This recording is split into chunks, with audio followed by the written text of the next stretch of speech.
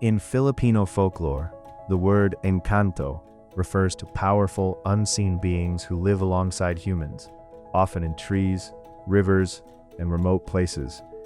They're not quite gods, not exactly demons, but something in between, spirit-like entities that can bless, mislead, or harm you, depending on how you treat them.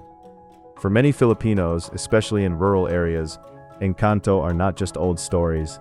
They still explain strange illnesses, sudden accidents, and eerie encounters at night. The term Engkanto comes from the Spanish word Engkanto, meaning enchantment or spell. When Spain colonized the Philippines in the 1500s, locals already believed in nature spirits and deities. The new word fused with older animist beliefs, turning many precolonial nature beings into what people started calling Engkanto.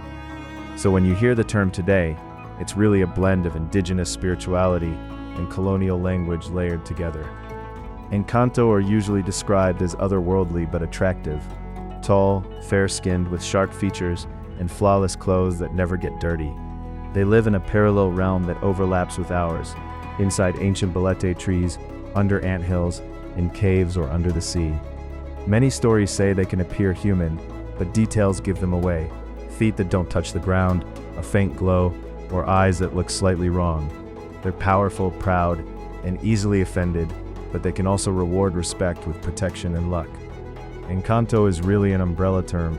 Different regions have specific names and types. In many Tagalog stories there are duende, small dwarf-like spirits in anthills, and Engkanto in balete trees. In the Visayas, people talk about the capre, a giant cigar-smoking tree dweller who can mislead travelers, and the sirena, a mermaid-like being in rivers and seas. In Mindanao, tales include Dewata, powerful nature guardians of mountains and forests. While not all of these are labeled Engkanto by every community, they all share that role, spirit beings tied to specific places with the power to help or harm. Folklore describes 3 common ways people meet Engkanto. First, by trespassing, cutting a sacred tree, peeing near an anthill, or building a house without asking permission from the unseen. Second, by being lured.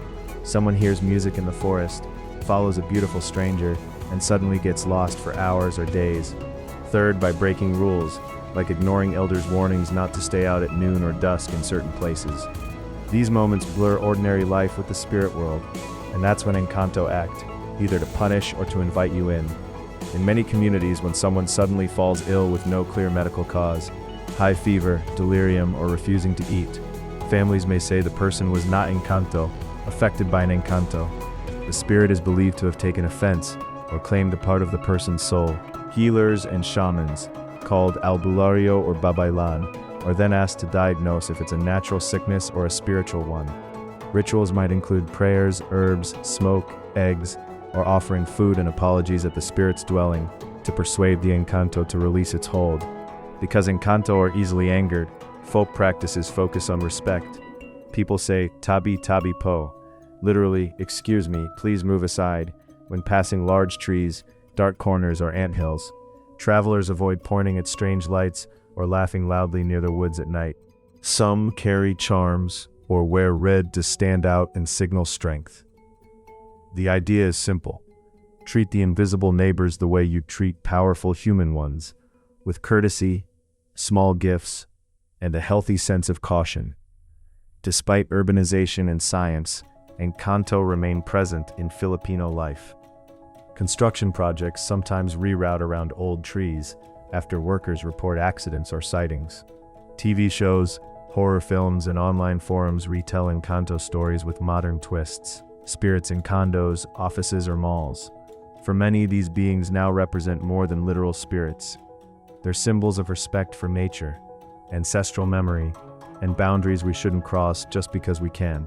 Engkanto stories teach consequences. Disrespect nature, ignore warnings, or act arrogantly, and something will answer back. They give a language to experiences that feel uncanny or unfair, and they keep older ways of seeing the land alive. Whether you treat them as real beings or as powerful metaphors, Engkanto remind Filipinos that this world is shared by humans, by nature, and by unseen presences that demand humility. And in that shared world, every tree, river, and path deserves a